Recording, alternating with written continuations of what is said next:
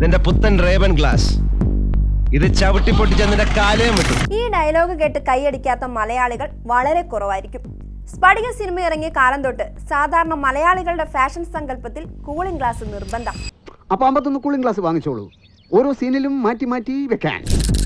Fashion ലോകത്തിന്റെ പോലും പര്യായമായി മാറിയ റേബാന്റെ ചരിത്രം തുടങ്ങുന്നത് പക്ഷെ അത്തരമൊരു മേഖലയിൽ നിന്നൊന്നുമല്ല.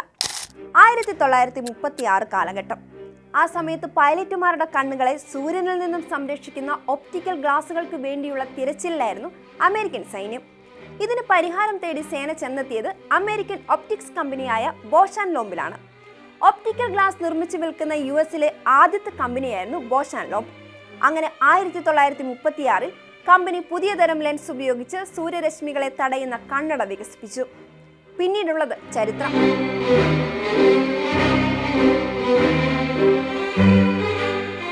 കമ്പനി അതിന്റെ ആദ്യ ഡിസൈനായ ഏവിയേറ്റർ സൺഗ്ലാസുകൾ പുറത്തിറക്കി. വളരെ ഭാരം കുറഞ്ഞതും ഉറപ്പുള്ളതുമായിരുന്നു ഈ സൺഗ്ലാസുകൾ. ആന്റി ഗെയർ ലെൻസുകൾ അവതരിപ്പിക്കുന്ന ആദ്യത്തെ സൺഗ്ലാസ് ആയി മാറിയത്. അൾട്രാവയലറ്റ് അല്ലെങ്കിൽ ഇൻഫ്രാറെഡ് പ്രകാശകിരണങ്ങൾ പരിമിതപ്പെടുത്താനുള്ള ഈ ഗ്ലാസുകളുടെ കഴിവിൽ നിന്നാണ് റേബാൻ എന്ന പേര് ലഭിച്ചത്.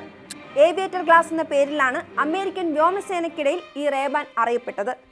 ഇന്നിപ്പോൾ മുഖസൗന്ദര്യത്തിന്റെ ഫാഷൻ രൂപമായും സാങ്കേതിക തികവിന്റെ സ്മാർട്ട് ഗ്ലാസ് രൂപമായുമെല്ലാം റേബാന്റെ വേഷപ്പകർച്ചകൾ പലതാണ്.